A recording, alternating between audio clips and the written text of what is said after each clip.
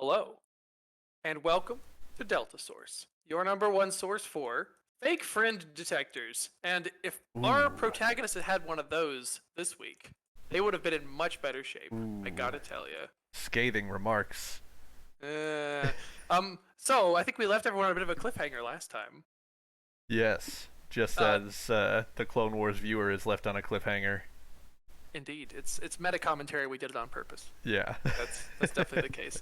Um, but last time we were dealing with Downfall of a Droid, episode hmm seven, no, six of Six. Yeah. Now six we're of doing the Clone seven. Wars. Now we're doing episode 7 of the Clone Wars, which is Duel of the Droids. The first, not the first, the second multi-part episode of the series. And so we'll go ahead and put up our quote for the episode to discuss how it relates to the contents of the episode. And our quote this time is, "You hold on to your friends by keeping your heart a little softer than your head. Isn't that nice?" It is nice. I don't know if it's the best message necessarily. However, because that implies that you should like let your friends get away with stuff that you wouldn't let other people get away with, and you Hmm. know, while that's true to a Yeah. degree, There's if stuff we could Ahsoka had been a unpack from little, there. I don't know, yeah, that's a bit more one of the more ambiguous quotes we've had so far, I would say. And our episode description is Anakin, Ahsoka, and replacement droid R3S6 embark on a dual rescue/sabotage mission when they discover R2D2 is being held at General Grievous's secret enemy listening post. Bum bum bum. So, spoilers ahead. Yeah, Alright, spoilers abound. so, good call, Paul. Yes. Oh, and I forgot to introduce myself also. I'm Mr. Legitimacy. If you didn't know, now you know. If Yeah. you started on part 8, then, well, What did you think about how the quote relates to the episode? well, um, I'm not sure because I know it kind of ends on the note that Anakin's calling R2 his friend, and Yeah. one of the themes is that like friends can come from anywhere, and like you should take care of your friends. Um, and I do understand that, but I don't know if that really. I guess you can make the argument that Anakin is being like soft-hearted but hard-headed Mm-hmm. by going on this rescue mission to save a droid that most people would just be like, get another, Right. you know?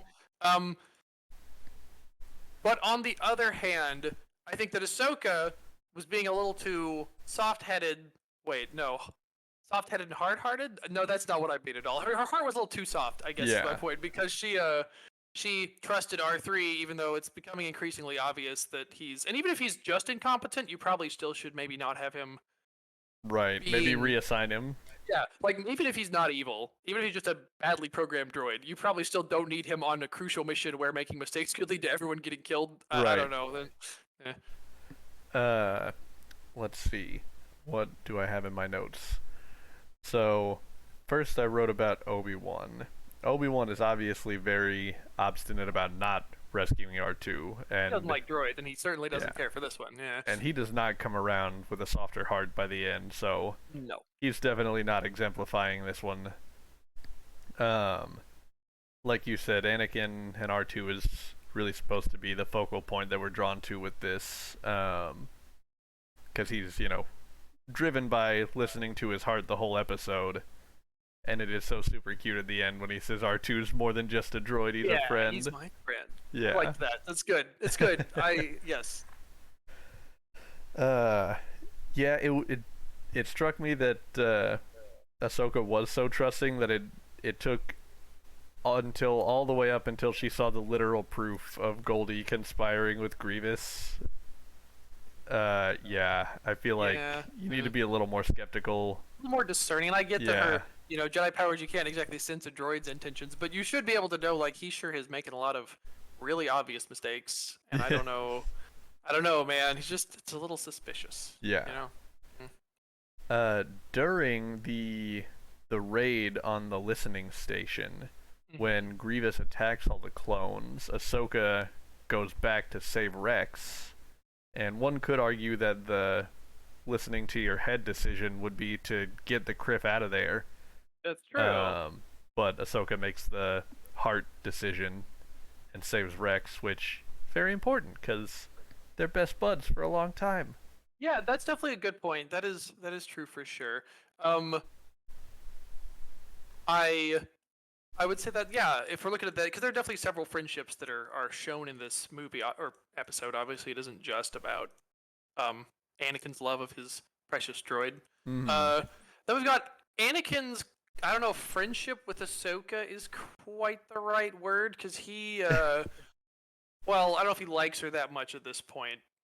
You know, They're developing their trusting they bond, are, yeah.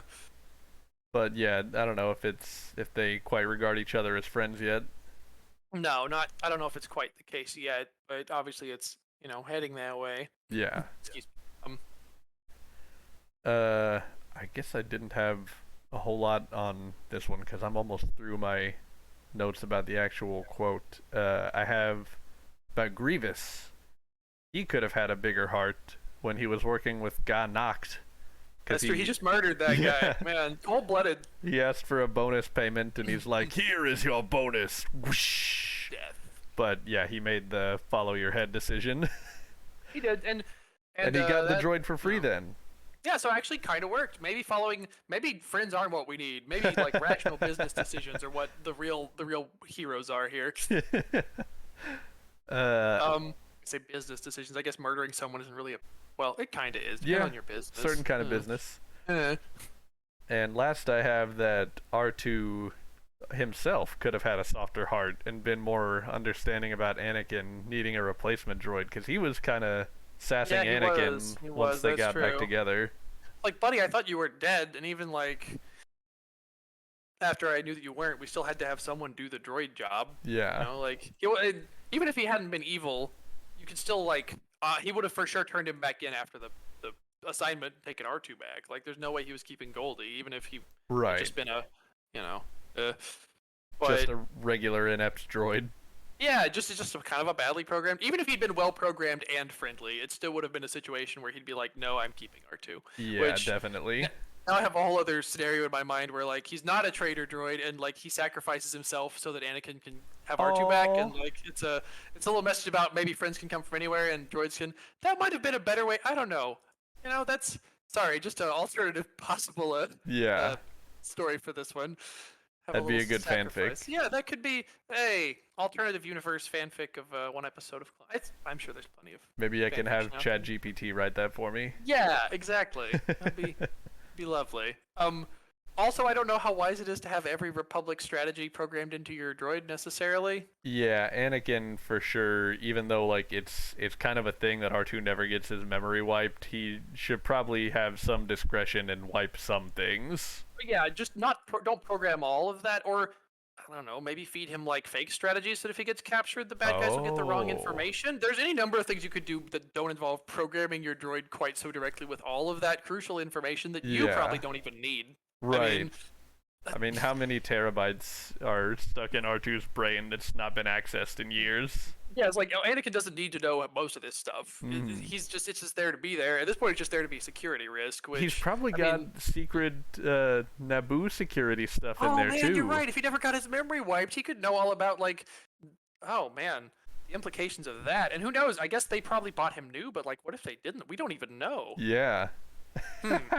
Though they probably did wipe his memory, the Naboo security forces. So even if they didn't buy him new, I'm sure he lost whatever chunk of his life was before Right.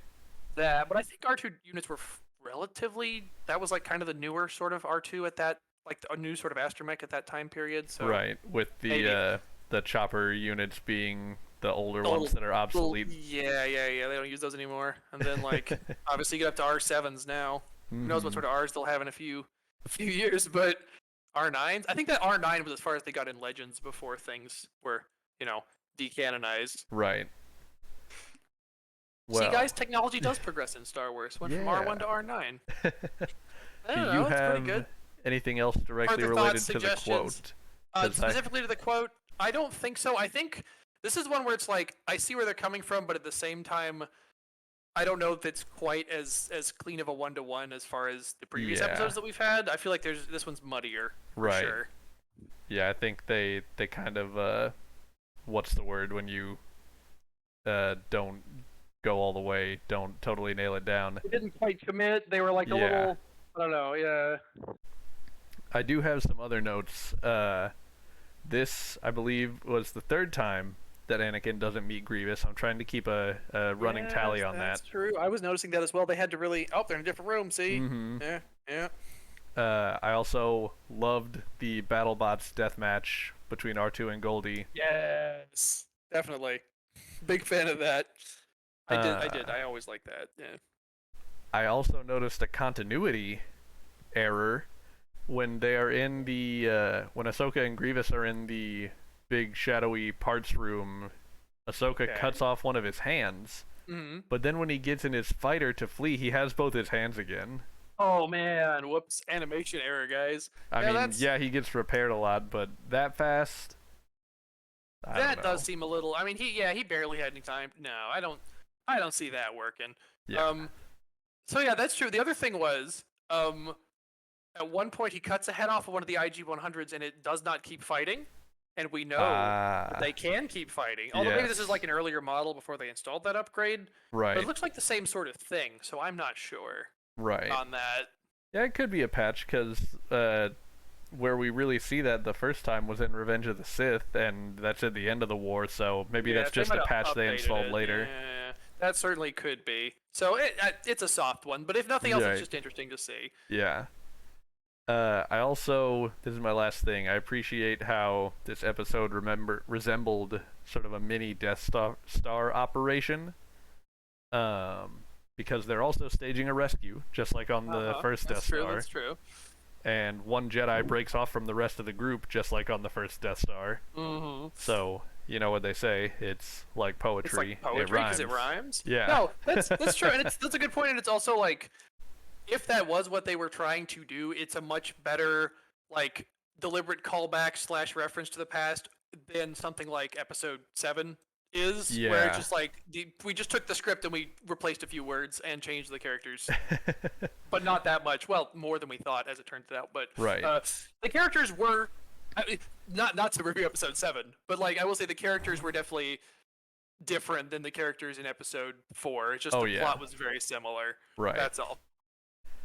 Well, I think since we're getting on to other stuff, we're probably done with this Probably out of episode. stuff this episode, yeah. So This has been Delta Source, your #1 source for catching Fake print continuity techniques? errors. yeah, There we go. continuity errors, that's for sure. Yeah. And until next time, may the Force be with you.